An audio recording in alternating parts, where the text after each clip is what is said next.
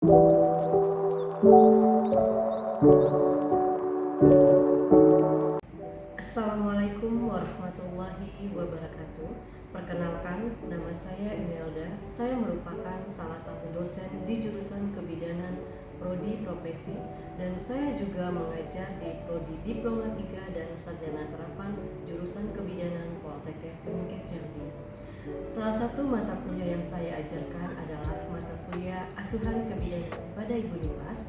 Nah, pada kesempatan ini saya akan menjelaskan pengajaran saya dengan metode DIA, Delivery, Interaktif, dan Assessment. Mata kuliah Asuhan Kebidanan NIPAS ini terdiri dari 4 SKS, 2 SKS teori, dan 2 SKS praktek. Mata kuliah Asuhan Kebidanan pada masa NIPAS ini merupakan mata kuliah wajib pada jurusan kebidanan yang memberikan kemampuan kepada mahasiswa dalam memberikan asuhan kebidanan pada Ibu Nipas yang didasari pada konsep, sikap, dan keterampilan. Capaian pembelajaran pada mata kuliah ini adalah yang pertama, mahasiswa memiliki sikap humanis, komitmen, dan kesungguhan hati memahami ilmu konsep dasar masa NIPAS. Kemudian yang kedua, mahasiswa mampu menjelaskan perubahan fisiologis pada Ibu Nipas. Yang ketiga, mahasiswa mampu menjelaskan perubahan psikologis pada masa NIPAS. Yang keempat, mahasiswa mampu menjelaskan faktor-faktor yang mempengaruhi masa NIPAS dan menyusui. Kemudian yang kelima, mahasiswa mampu menjelaskan kebutuhan dasar laktasi dan menyusui. 6. Mahasiswa mampu menjelaskan proses laktasi dan menyusui. Kemudian yang ketujuh, mahasiswa mampu menjelaskan deteksi dini dan komplikasi masa NIPAS dan penanganannya. Dan yang delapan adalah mahasiswa mampu menjelaskan asuhan kebidanan masa NIPAS normal.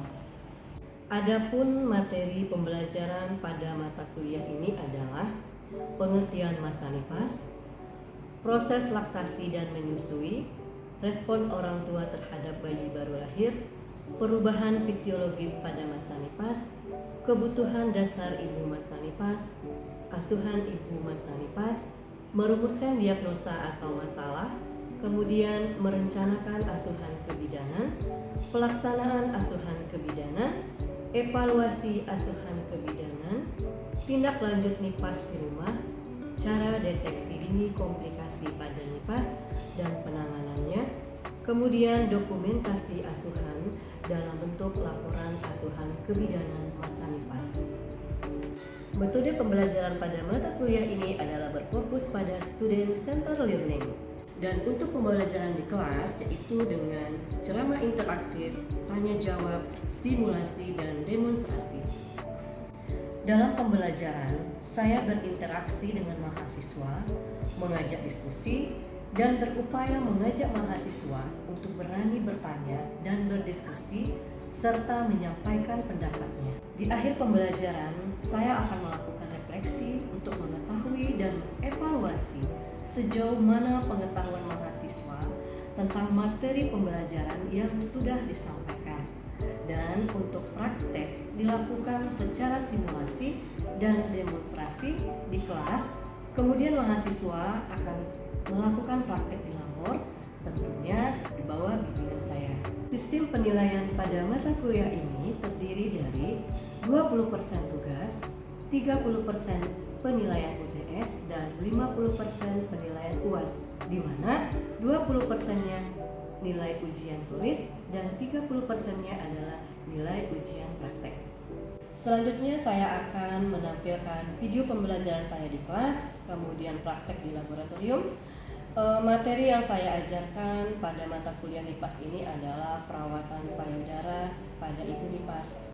Materi ini terintegrasi dengan penelitian saya bersama tim dengan judul Pengaruh Penyuluhan Secara Virtual Terhadap Pengetahuan Ibu Nipas Tentang Menyusui pada Masa Pandemi COVID-19 di PMB Bidang D5 Kota Jambi. Dan berikut adalah video pembelajaran saya.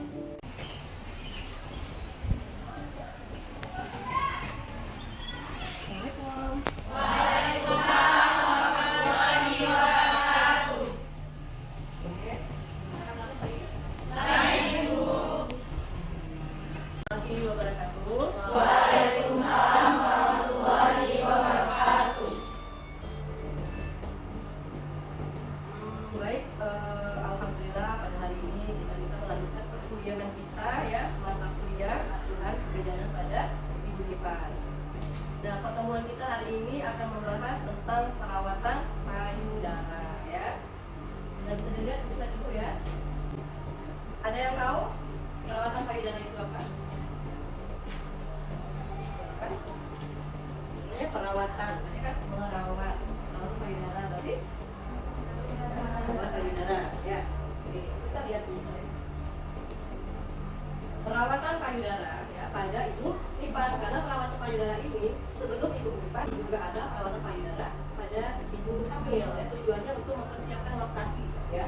Nah, perawatan payudara ini merupakan suatu tindakan untuk merawat payudara terutama pada masa nipas untuk memperlancar pengeluaran air susu ibu. Nah, menurut penelitian ya, dengan melakukan perawatan payudara ini maka akan melancarkan produksi ASI ya. Namun kita lihat di lingkungan kita banyak sekali ibu-ibu yang belum memahami atau tahu tentang perawatan payudara atau breast care. Nah, itulah juga kita sebagai seorang tenaga medis, seorang bidan harus memberitahu kepada ibu ya, ibu nipas supaya nanti melakukan breast care atau perawatan payudara karena sangat berguna sekali ya kan. Nah, ini ASI ya, air susu ibu. Nah, sehingga kalau misalnya ASINya lancar ya, tidak ada masalah ya, maka diharapkan ibu-ibu bisa memberikan ASI eksklusif kepada bayinya ya. Apa itu ASI eksklusif? ASI saja yang diberikan kepada bayi sampai usia 6 bulan tanpa memberikan apapun termasuk air putih ataupun madu. Oke, paham sampai di sini? Kemudian tujuan. Apa sih tujuan perawatan payudara pada ibu nipas ya? Tujuannya adalah yang pertama ya, yang namanya merawat payudara. Yang pertama untuk menjaga kebersihan payudara sehingga terhindar dari infeksi. Infeksi itu kan sangat berbahaya sekali ya, apalagi pada ibu nipas gitu ya. Nah, sehingga ibu nipas itu harus menjaga kebersihan dirinya ya, dari ujung rambut sampai ujung kaki termasuk payudara dari ini itu harus dijaga kebersihannya supaya tidak terjadi infeksi. Kemudian untuk mengenyalkan puting susu ya, supaya tidak mudah lecet. Nah, puting susu ini ya terkadang tidak diperhatikan oleh ibu-ibu ya. Kalaulah tidak dilakukan perawatan, maka dia akan bergerak ya, kotor sehingga kaku gitu. Tapi kalau dibersihkan ya, dilakukan dengan kapas menggunakan baby oil sehingga dia akan lumes ya. Dia akan menjadi lentur sehingga pada saat menyusui itu enak gitu ya. Kemudian menjaga bentuk payudara tetap bagus. Pada saat ibu nipas banyak sekali ibu-ibu tidak mau memberikan ASI ya, tidak mau menyusui karena takut apa? Takut kendor gitu ya. Padahal tidak seperti itu ya. Kodrat kita sebagai seorang ibu adalah memberikan ASI karena ASI adalah makanan terbaik untuk bayi gitu ya. Nah, yang membuat kendor itu adalah pada saat terjadinya pembesaran pada saat hamil, pembesaran payudara. Nah, itu kalau tidak dijaga dan dilakukan perawatan maka bisa berefek ini tadi. Nah, selanjutnya adalah untuk mencegah terjadinya penyumbatan ya, karena di papila tubuh itu ada saluran juga, kalau tidak dibersihkan maka dia akan terjadi penyumbatan. Kemudian untuk memperbanyak produksi ASI ya, menurut hasil penelitian dengan melakukan perawatan payudara atau breast care maka dapat meningkatkan produksi ASI ya, ASINya lancar ya. Kemudian untuk mengetahui adanya kelainan sehingga pada saat kita melakukan perawatan payudara pada ibu nipas ya, kemudian kita bisa melihat ya, seorang bidan bisa melihat oh ternyata ada kelainan nih pada payudara ibu, kita deteksi secara ini ya. Tapi kalau tidak kan tidak ketahuan ya. Oke, sampai di sini ada yang mau ditanyakan? Cukup jelas? Sekarang manfaat perawatan payudara bagi ibu nipas ya. Apa manfaatnya? Ada yang tahu? Manfaat perawatan payudara pada ibu nipas?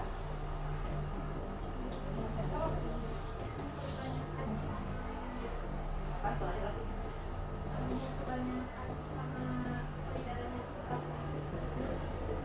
Nanti menjaga kebersihan, kemudian memperbanyak ASI ya. Kita lihat sini.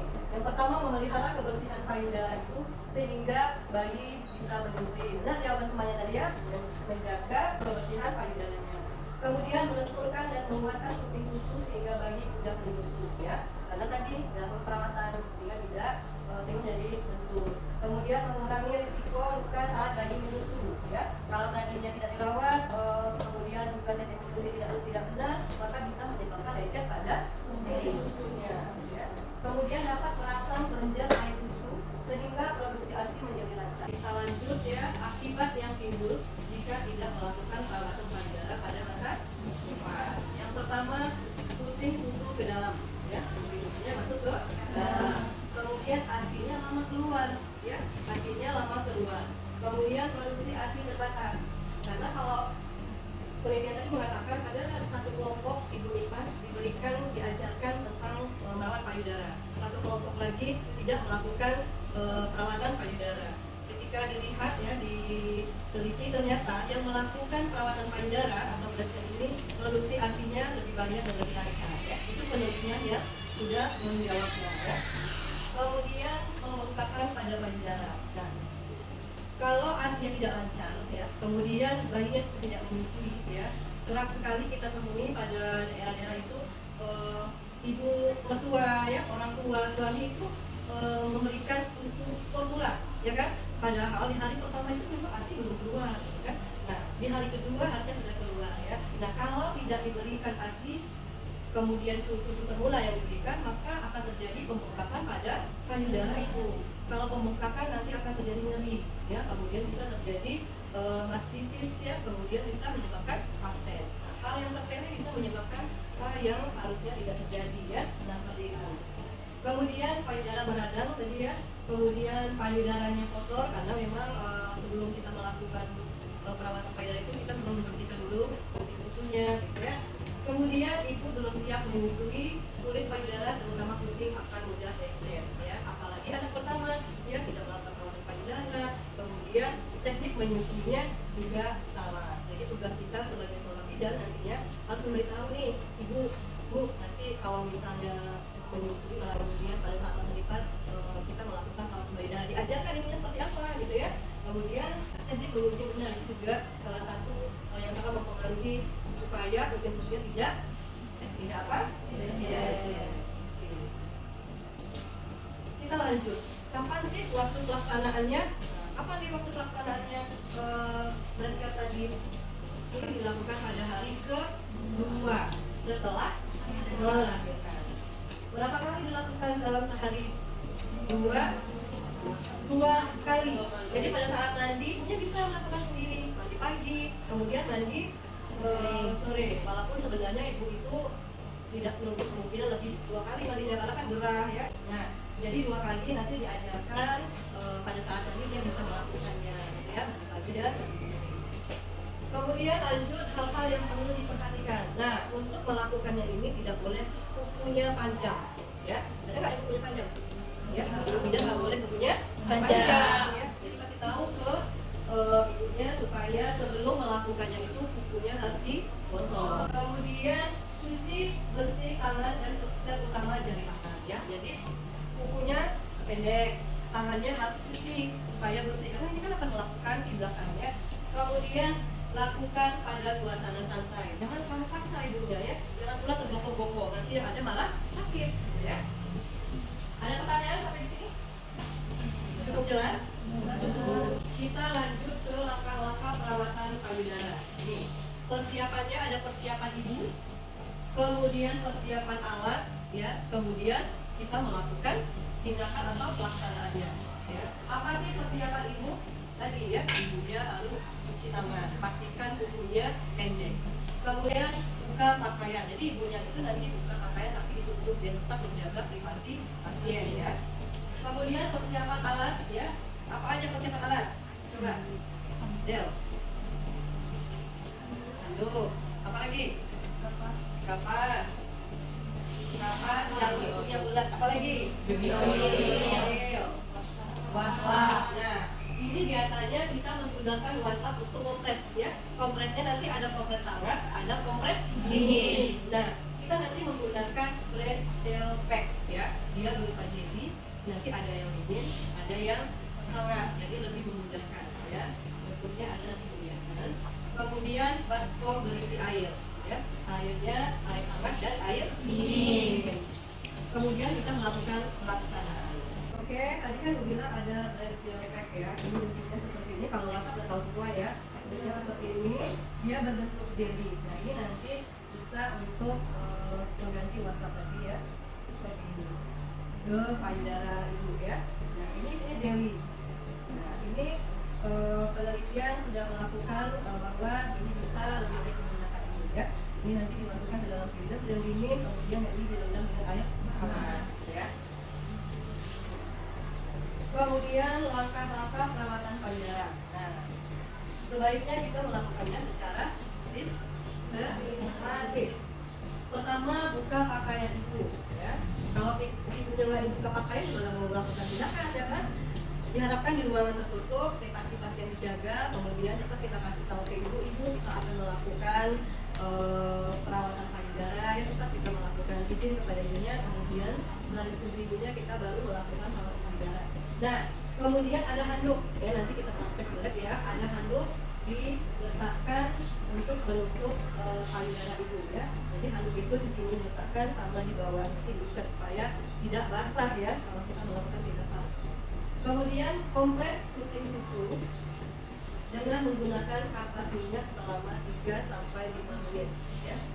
Kapas ya, kita kasih baby oil kemudian kita kompres selama 3 sampai 5 menit. Diharapkan kotoran yang ada di papila atau puting susunya bisa terangkat ya. Kemudian bersihkan dan tarik puting susu keluar. Lanjutan yang tadi ya.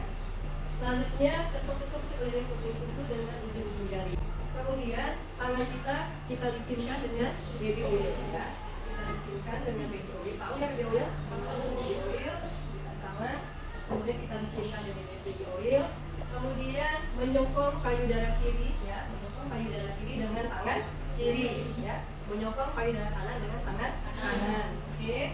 Kemudian lakukan gerakan kecil dengan 2 atau 3 jari tangan. Coba bayangkan ya, bayang ya. Dari pangkal payudara dengan memutar ya, berarti pada puting susu. Jadi tangannya 1 yang kiri di kiri ya, kemudian 2 atau 3 jari memutar dari pangkal sampai ke puting ya, keliling dan gantian nanti juga ya. Yang ketiga, meletakkan kedua tangan di atas di antara payudara ya, tangannya di antara kedua payudara. Kemudian memulut dari tengah ke atas sambil mengangkat kedua payudara dan lepaskan keduanya berperlahan. Kebayang nggak? Baca dulu, bayang nggak? Coba, berarti tangannya di ya, ke atas, kemudian sambil dilepaskan pelan-pelan ya. Oke. Kemudian memulut payudara dengan sisi kelingking dari arah pangkal ke puting. Jadi memulut ditetap ya, ini. Ya. Kemudian payudara dikompres dengan air hangat lalu dingin secara bergantian sekitar 3 sampai 5 menit. Nah, kalau mau kompresnya dengan WhatsApp boleh. Kalau kita menggunakan nanti apa tadi? Namanya breast gel pack ya. Ini jeli-jeli di sini. Kemudian payudara kan dari kompres nih, ya dari kompres, hangat dulu ya, 3 sampai 5 menit. Kemudian dingin bergantian ya. Kemudian kalau kelihatan masih basah boleh dilap ya dengan handuk. Baru pakaikan bra ibu ya, pakaikan kembali bra ibu menggunakan bra yang menyangga ya, bra untuk ibu lepas yang menyangga ya, supaya nanti payudaranya tetap terus ya. Nih seperti ini salah satu tadi ya, ini yang tangannya di tengah ya, kemudian ke samping ke bawah pelan-pelan ya. Kemudian ini ada jari kelingkingnya ya. Dibersihkan puting susu ya. Oke, sampai di sini ada yang mau ditanyakan? Silakan.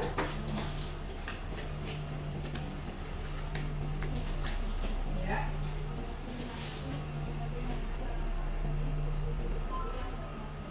Oke, bagaimana cara mengatasi puting susu ibu yang tidak menonjol? Silakan.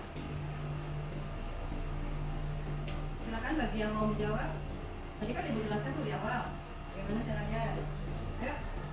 Saya Bu. Oke, silakan, bisa. Ya, saya ingin menjawab pertanyaan dari ibu tadi. Pertanyaannya adalah apa yang dilakukan jika putus susu? Itu yang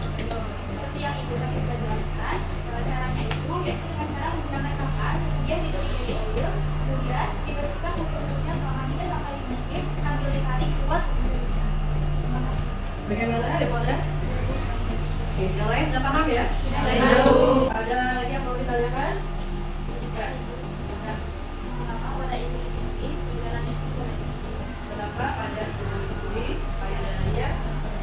Oke, sudah dijawab. Ada yang bisa menjawab pertanyaannya? Oke, dari kiri atau dari kanan? Ya, silakan ada. Izin menjawab pertanyaan dari Elsa. Pertanyaannya mengapa pada ibu menyusui payudaranya lecet? Mungkin tidak semua ibu menyusui payudaranya lecet, tetapi yang sebagian payudara ibu menyusui yang lecet itu mungkin dikarenakan ibunya tidak mengetahui cara perawatan payudara, yang dimana salah satu tujuan dari perawatan payudara tadi ialah untuk mengenyapkan puting susu ibu, yang caranya yaitu dengan membersihkan payudaranya dengan kapas yang dicampur sama baby oil, dioles sama baby oil yang membersihkan di payudaranya. Kemudian juga bisa jadi mungkin karena teknik menyusui pada ibu yang benar yang menyebabkan payudara ibu lecet. Bagaimana? Sudah cukup jelas? Oke. Jadi tidak semua ibu yang menyusui itu payudaranya puting susunya lecet ya. Tadi benar kata yang dibilang Delvia ya, bahwa salah satunya adalah dengan melakukan belajar, di mana salah satunya adalah menggunakan kapas yang dilumuri dengan baby oil ya, kemudian dilakukan puting susunya ya selama berapa jam tidak?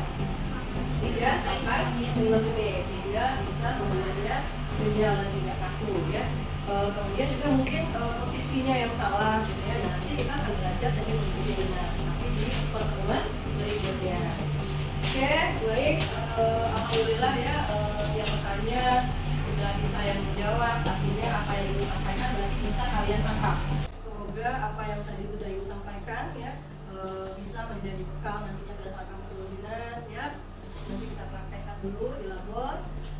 Sebelumnya kita evaluasi dulu nih. Tadi dari awal kan perawatan payudara. Apa sih perawatan payudara itu pada Ibu Ipas?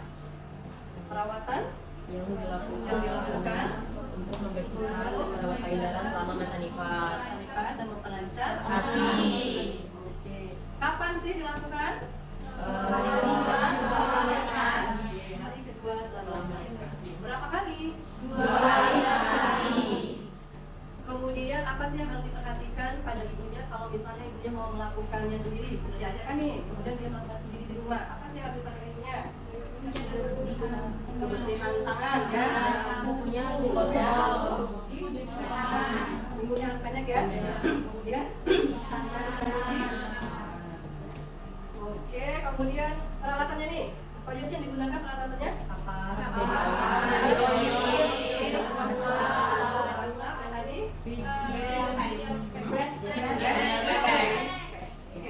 Kemudian aduk ya. Kemudian dan air dingin. Oke. Kita lanjutkan ke demonstrasi ya untuk perawatan payudara menggunakan kapas sebelum kita melakukan di laboratorium.